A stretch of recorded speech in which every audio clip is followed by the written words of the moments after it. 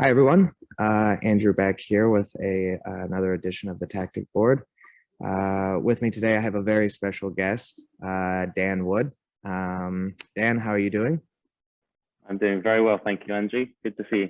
Yeah, it's honestly a real pleasure. I've had the distinction of being able to listen to Dan this week for the FBA entrepreneurship lecture, and it's been quite an insight into a lot of things. Having been into entrepreneurship myself, I find it really fascinating and insightful. So I'm really excited about this interview as well to get even more insight from your perspective.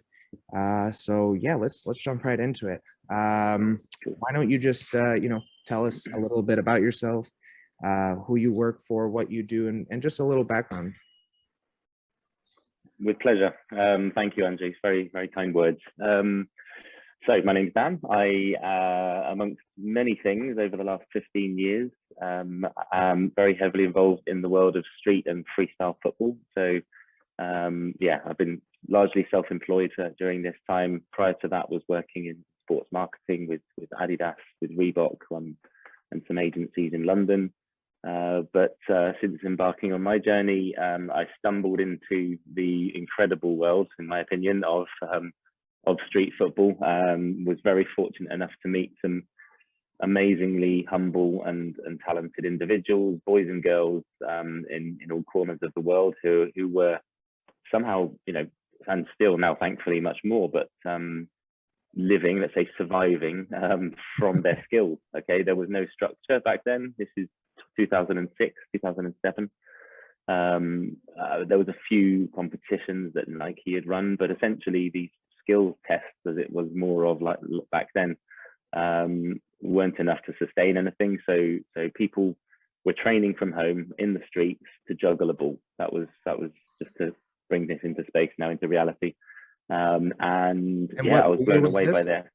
What year was this? 2007 to 2006 to 2008 was my first sort of exploratory, and it wasn't specifically for that purpose. Originally, it was all about 3 versus 3 street football. So it was about how do we take the game of 3v3 to the street, to the doorstep of where kids are not necessarily engaging in sport, but use the power of music and football and dance to connect. Yeah, so I met the freestylers and I was like, wow, this has got unlimited potential. And long story short, 2011, I registered the World Federation for Freestyle Football, which is now established for obviously 10 years on now. We're the world governing body for the sport. It was an art, it became a sport with our assistants to sort of create a guideline and rules of competition. So instead of just juggling a ball and entertaining audiences, it's head-to-head battles with a judging panel to ultimately progress and become a champion in your country or your region, anywhere in the world. Brilliant. Yeah, that's really interesting. So what exactly drew you to freestyle? Like what made you find it so intriguing and so interesting? Was it more the artistic ability? Was it more like, oh, this is going to be something that will be able to assist me grow and technically improve? What exactly was it that you found so fascinating? As I kind of briefly mentioned, it's the people. It was the community that already existed that was so organic, and this is before social media really kicked in. So there was sharing of videos, of course. There was YouTube was there. There was people could see benchmark videos around the world, and that's really why it accelerated in growth. But I'd say the people were so inspirational, so humble, so self-taught, street influenced role models, who, again, male or female, there was a completely even mix as well, who just grabbed the attention of not only me, but they would go and start there and do their thing in the middle of a town square somewhere just for training purposes. And within literally 20 seconds, you've got hundreds of people swarming around them, videoing them, and just mesmerized. So yeah, it was for me them, the personalities, but then the wow moment of wow, with that captured attention, that real idolized attention, what else could we do? You know, could we talk about education? Could we talk about life skills? Yeah, And as a knock-on effect, can we support these individuals then to live from this full-time one day?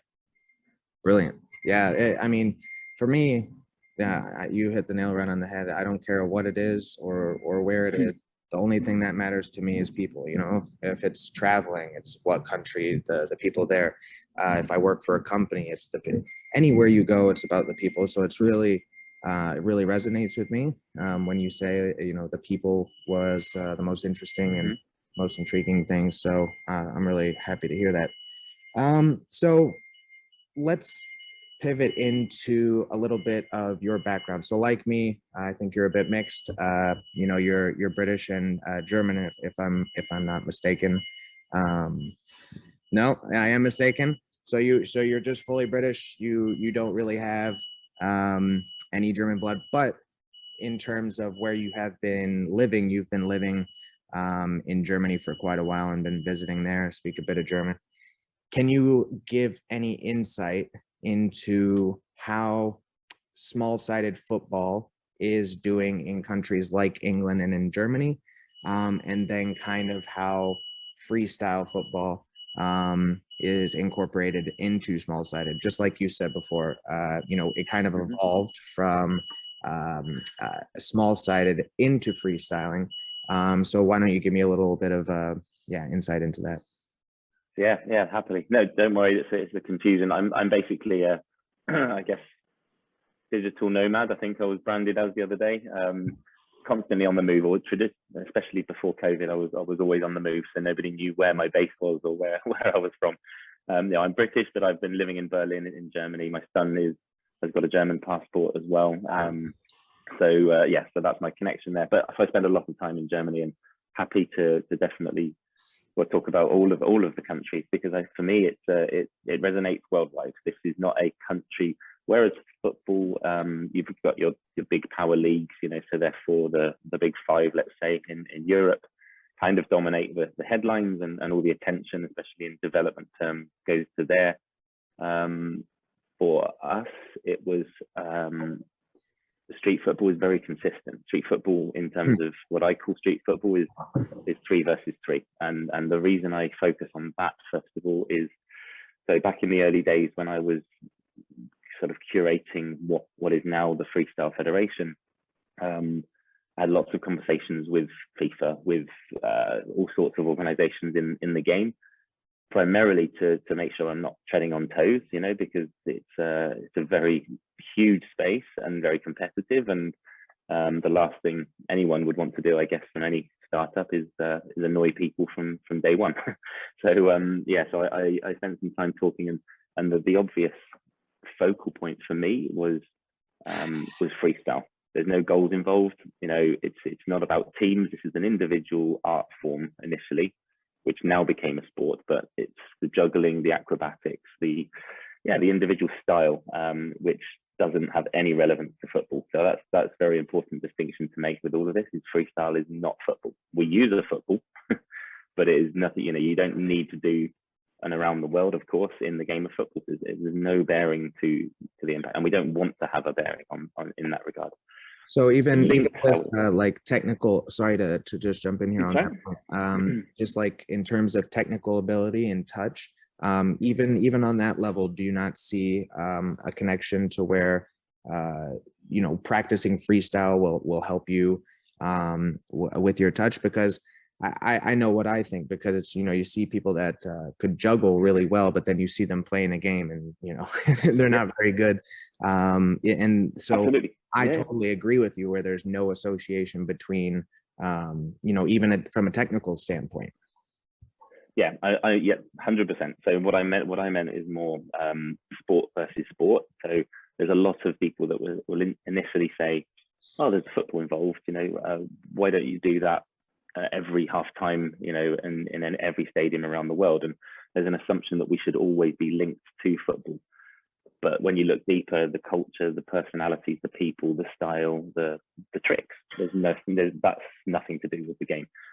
On a different level, to answer your point there, you're absolutely correct. So likeness, I guess, that I like to use is, and you saw some of this week actually, is that the greatest of all time, the greatest footballers of all time, which everyone, I'm pretty certain, will name Ronaldinho and Maradona in particular within that statement, and many more after.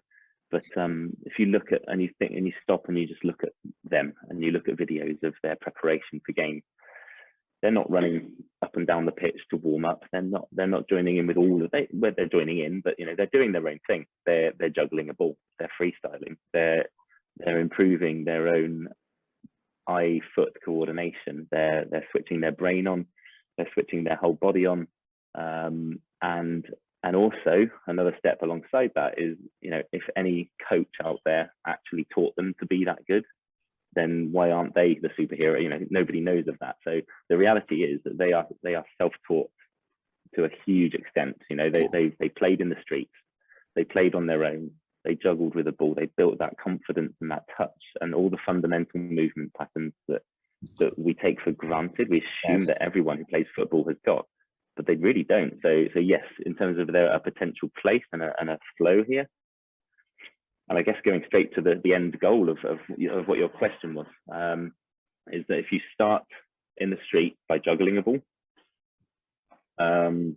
you build that self-confidence and that touch and the control and the body awareness of, ultimately there's a great test you can do of just juggle, but then try blindfolded. And Ronaldinho did a video of this actually, which is great to see on the internet. And ultimately, yeah, when you know where that ball is because your touch is that on point, that's the kind of games that you can play. So that is all about self-development. Yeah. The flow into football then comes into the street game. So if you want to look at a longer term, instead of just rushing children into 7-a-side games even, but certainly there's lots of clubs that don't even do small-sided games still in parts of the world, which is a crime in my opinion. But let's break that process before futsal. The futsal is still under FIFA's guidance, so that's why I don't mention it too much. But if you want to feed into that, we could totally break it down, in my opinion, from starting with freestyle, going into 1v1 Pana football. I'm sure, I know Bazooka Gola works with Pana as well now, but just to re-emphasize that, Pana is the 1v1 game, the ultimate objective to put the ball through your legs of your opponent to win instantly, but you can score goals along the way as well. And it's a Dutch Surinamese word for tunnel. And then flowing from that is 3 versus 3. You can play 2v2 as well, absolutely. But for me, it's in terms of competition format, because I'm also thinking as a sport growth here for street football as a whole. Freestyle, very eye-catching, very entertainment focused, very shareable, very likable. It's pleasing. It gets brands excited, so you can do lots of activations. But then you go into the development realm of, it's not for everyone. It's very elitist in many ways, because to practice that much, to be so confident and athletic with a ball, takes hours and hours every day. Lots of people still want to play football, so 1 versus 1 and 3 versus 3 is great. It's also very punchy games. You can get points for the nutmegs. You can get flair points for going round players. So yeah, it just eases that cycle. It builds more touches on the ball. And then, sorry, I've completely ignored your initial question there. No, please, no. This is really intriguing. And then, yeah, so that's the development flow for me. Yeah. In England and Germany, how do you see the evolution of both freestyle and small-sided or street football?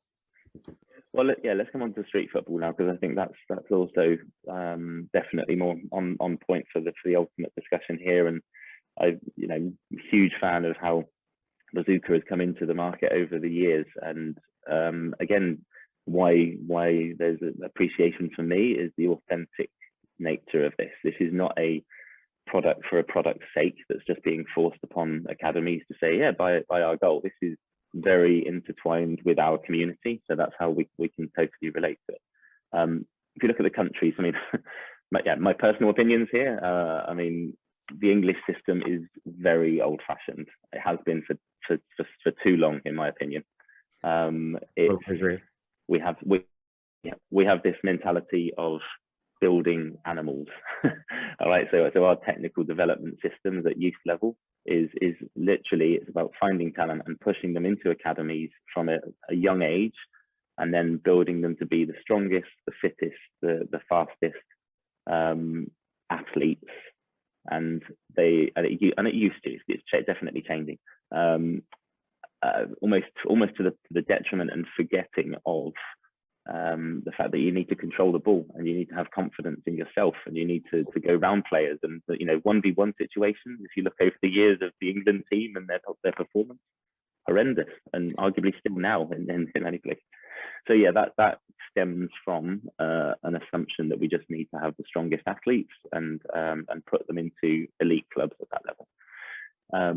Germany, I feel, has been a lot more open-minded to that from an earlier stage. I think that the development system in Germany is really locally community orientated. The other problem in England, I guess, when the big clubs are buying in so much overseas talent, it's hard for the local scene to really develop and have realistic aspirational goals of playing for their local team. It's very tough.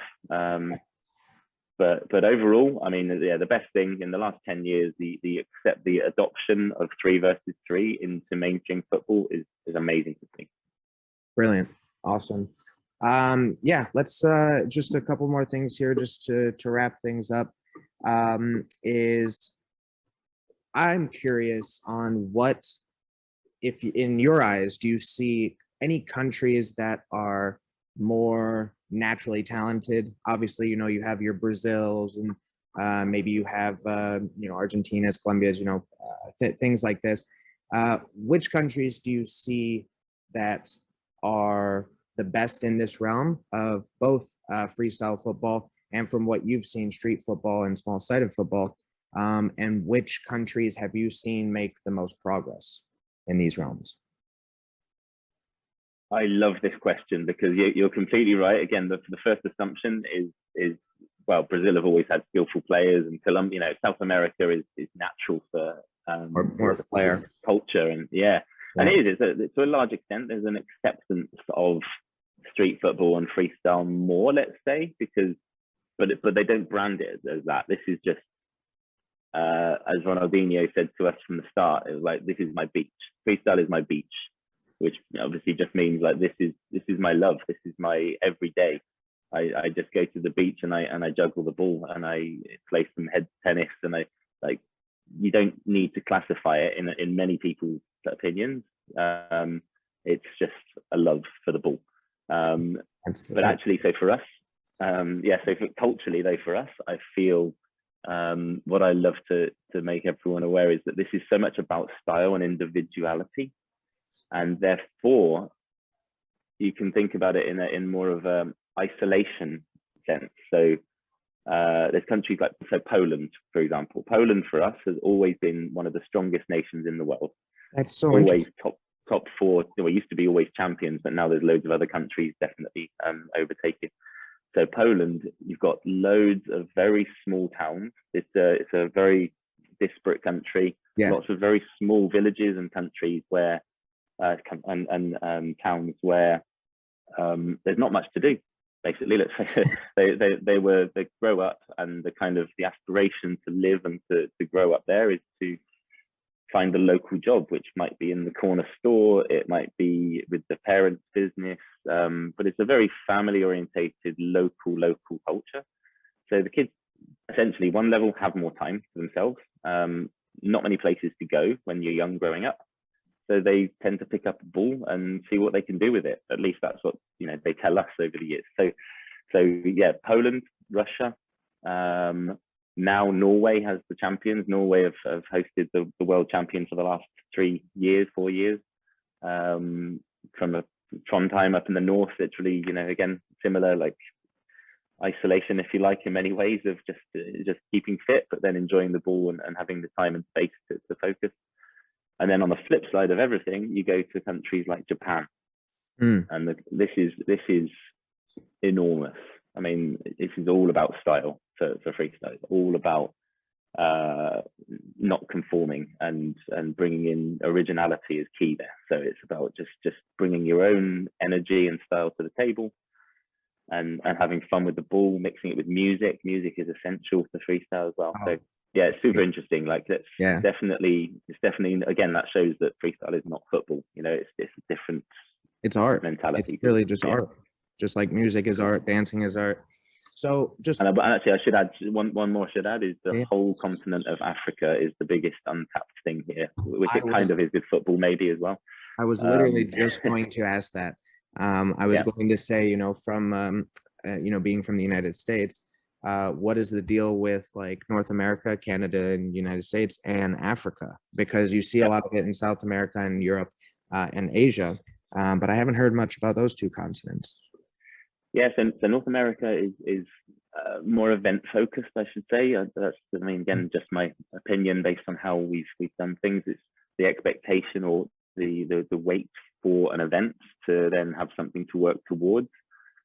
Africa for me is the same as South America in many regards in terms of it being second nature. Like the Exactly. ball is everything. I just Especially need a with ball and I can go outside. Yeah, yeah, and especially with um, their background in dancing and music, yeah, it's yeah. kind of just a natural fit.